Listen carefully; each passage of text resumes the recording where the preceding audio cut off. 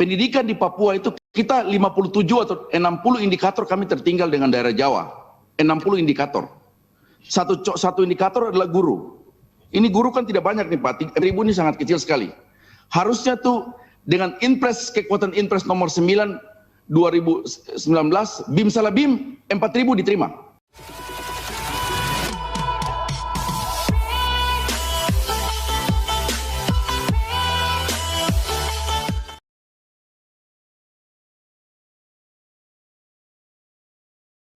Karena itu saya akan mulai dari pertanyaan yang pertama tentang skema pengangkatan guru GTK dan honor. Kami di Papua itu ada dua undang-undang yang kami gunakan. Pertama itu adalah Undang-Undang 23 tahun 2014. Dan undang-undang ini menyampaikan bahwa SMA, SMK, SLB itu di bawah tanggung jawab provinsi. Tetapi ada Undang-Undang Otonomi Khusus Papua nomor 21 tahun 2021 yang bilang bahwa seluruh pendidikan itu kendalinya harus ada di provinsi. Sehingga ini kadang-kadang kita berbenturan dengan dua undang-undang ini. Itu yang pertama. Tetapi tetap proses tentang pengangkatan dan skema guru honorer ini tetap kita jalankan. Sejak bulan Februari tahun 2019, saya pikir kita sudah mulai melakukan itu. Data Dapodik kami juga sudah ada, dan semua yang kita usulkan itu semua ada dalam Dapodik. Itu yang pertama. Yang kedua, bagaimana kebijakan anggaran pemerintah dan pemerintah daerah dalam pengangkatan guru menjadi ASN. Saya pikir karena tahun 2018 itu, setelah provinsi mengambil alih SMA dan SMK saja, maka proses pelimpahan dari kabupaten kota itu sampai hari ini belum selesai, sampai dengan hari ini. Apalagi tahun lalu COVID membuat sehingga kita sama sekali betul-betul susah untuk melaksanakan kegiatan penyerahan P3D ini. Begitu. Yang ketiga, apakah tata kelola pemerintah pusat dan pemerintah daerah efektif? Ya, saya kalau mau sampaikan bahwa memang selama ini berjalan belum efektif dengan terbenturnya dua undang-undang ini. Kita memakai dua undang-undang. Saya kasih contoh, pusat menginginkan untuk semua guru itu harus bersertifikasi. Tetapi Otonomi Khusus Papua bilang, semua guru yang hari ini nyata sedang mengajar di lapangan, dia sebenarnya dapat diberikan sertifikasi.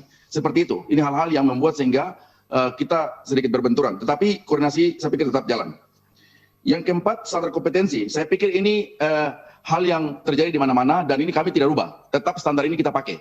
Standar yang dipakai dipakai juga di daerah. Harus memiliki kualitas S1, kemudian punya NUPTK. Tetapi pengecualiannya itu ketika ada guru-guru yang secara nyata hari ini dia diangkat oleh gereja, dia diangkat oleh yayasan-yayasan atau lembaga-lembaga tertentu yang hanya lulusan SMP saja, walaupun dia tidak punya sertifikasi Bapak, tapi hari ini dia sudah hidup, kalau dia sudah mengajar 5 tahun, dia sudah menghasilkan 5 angkatan. Dan hari ini secara real terjadi di Papua. Begitu. Nomor 5, apakah pemerintah daerah mempunyai basis data? Saya pikir sudah ada itu Dapodik, jadi kita tidak perlu ulang. Nomor 6, apakah pemerintah daerah selama ini melakukan koordinasi dengan pemerintah tentang P3K secara keseluruhan? Ini berjalan baik. Saya baru menjadi kepala dinas 1 tahun 2 bulan di Provinsi Papua. Dan pertama yang kita lakukan adalah koordinasi dengan semua kabupaten kota. Bagian-bagian mana yang diambil oleh kota dan kabupaten, bagian-bagian mana yang diambil oleh kami.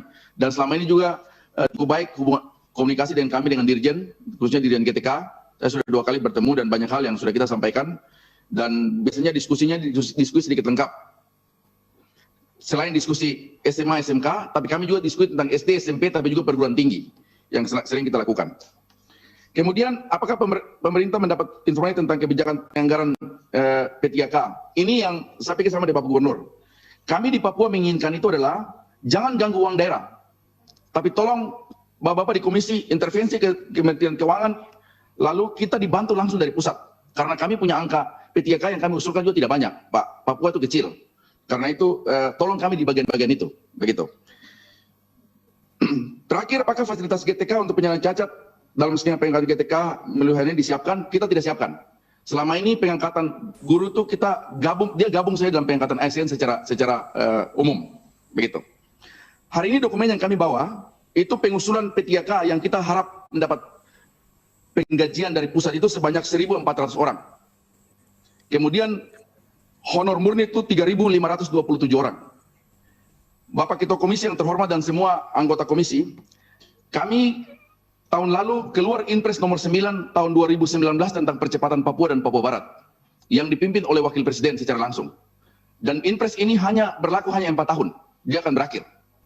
Karena itu dalam beberapa diskusi kami dengan teman-teman eksekutif di pusat, tapi hari ini diskusi itu juga kami ingin menyampaikan kepada Komisi 10, khususnya Panja, bahwa kalau waktu Inpres 9 tentang percepatan Papua dan Papua Barat hanya 4 tahun, maka sebenarnya ketika Papua mengusulkan sesuatu untuk percepatan pendidikan, percepatan pembangunan, harusnya jangan ditawar.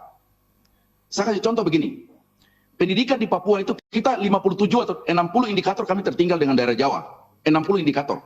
Satu indikator adalah guru. Ini guru kan tidak banyak nih Pak, 1000 ini sangat kecil sekali.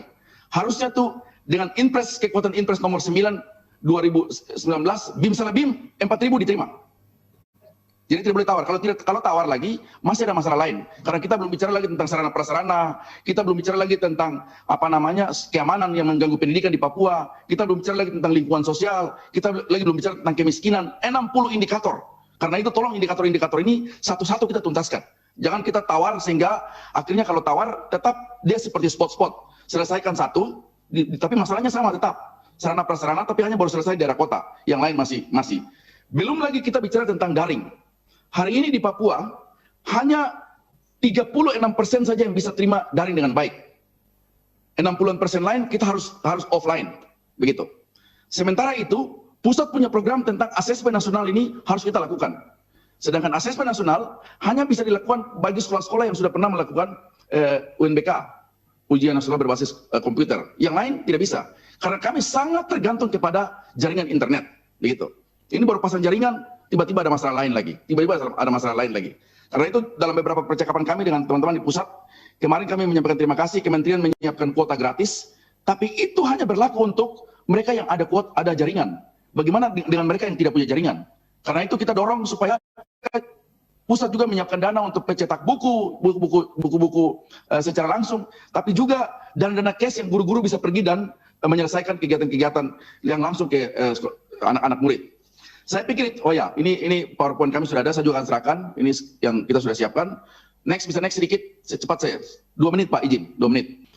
Secara umum Pak, ini kita punya masalah besar yang sedang terjadi di Papua, dan kami harap Inpres nomor 9 bisa bantu menyelesaikan permasalahan paling besar ini.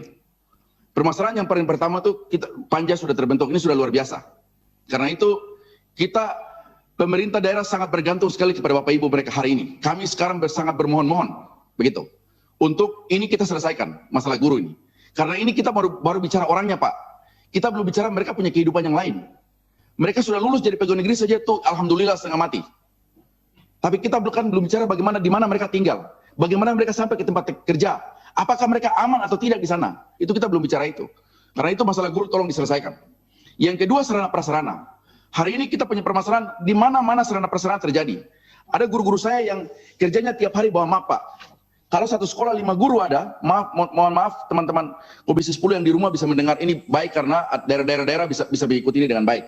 Ada guru saya yang bawa map, lalu dia pergi lobby kalau satu sekolah itu ada 5 guru, nanti satu guru pergi lobby ke Bapak Gubernur, satu lagi lobby ke Kepala Dinas Pendidikan, satu lobby lagi ke DPR, satu lobby kepada siapa lagi yang hanya minta WC atau minta ruang kelas atau minta buku, lalu mereka tinggalkan sekolah itu. Ini bukan tugas mereka. Tapi hari ini mereka ambil alih itu tugas kami. Karena itu sarana prasarana juga termasuk, kalaupun jadi Inpres nomor 9, tolong Komisi 5 sampaikan kepada Ketua Bapak Wakil Presiden, tidak boleh tawar. Kalau kita minta 3 triliun, selesai. Yang kelima, siswa. Hari ini dengan COVID-19, siswa kami bermasalah banyak Pak. Karena itu ini juga sedang kita selesaikan. Kami sedang terus diskusi tentang peningkatan mutu. Tapi juga masalah lingkungan. Konflik-konflik yang sedang terjadi hari ini, baik konflik antara TNI Polri dengan OPM, tentara dengan masyarakat yang juga mempengaruhi siswa-siswa hari ini. Di Nduga, hari ini sekitar 4.000 anak sudah 2 tahun 8 bulan tidak sekolah. Di Intan Jaya, ini masalahnya sedang kita selesaikan bersama. Artinya ini faktor lingkungan memang yang harus sedang kita selesaikan. Yang terakhir adalah regulasi. Hari ini juga kita sedang memperbaiki regulasi. Bagaimana di Papua ada perguruan tinggi negeri, tapi dia tidak punya kapasitas untuk melaksanakan sertifikasi. Padahal Uncen adalah Universitas Cendrawasih. Ketika kita mau sertifikasi kepala sekolah, tidak bisa di Uncen. Ketika kita mau PPG, tidak bisa di Uncen. Ketika kita mau bikin sertifikasi guru, tidak bisa di Uncen. Masalahnya sebenarnya ada di mana? Begitu. Kementerian dengan kewenangannya harusnya bisa bikin bahwa Uncen harus bisa lakukan sertifikasi. Nah, regulasi-regulasi ini yang sedang kita lakukan. Kemudian kami ada punya KPG atau sekolah-sekolah setiapan guru atau PGSD yang sebenarnya harus dibantu.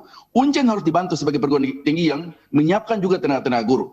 Mungkin beberapa hal ini yang saya sampaikan, PowerPoint saya juga sampaikan kepada Bapak Ibu sehingga Bapak Ibu bisa pelajari lalu diskusi dengan kami di Papua. Saya pikir itu, saya berharap pertemuan ini akan kami juga rekam, kita juga mau putar di Papua sehingga guru-guru saya dengar bahwa Komisi 2 membawa sesuatu yang baik untuk Papua. Terima kasih.